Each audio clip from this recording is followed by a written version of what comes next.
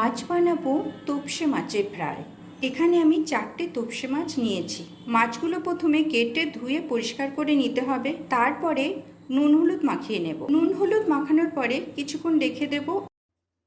আর অন্যদিকে ভাজার জন্য ব্যাটারটা বানিয়ে নেব। ব্যাটারটা বানানোর জন্য একটা বড় বাটিতে একটা বড় হাতার 2 হাতা বেসন নিয়েছি। তার মধ্যে দিয়ে দিয়েছি আদা রসুন বাটা, স্বাদ মতো নুন, 2 চামচ তেল, সাদা তেল দিয়েছি এখানে, আর খুব অল্প পরিমাণ খাবার সোডা। পেঁয়াজ বাটা থাকলে দিতে পারেন, না থাকলে না দিলেও হবে। এবার পরিমাণ মতো জল দিয়ে সবকিছু একসাথে মিশিয়ে নিতে হবে।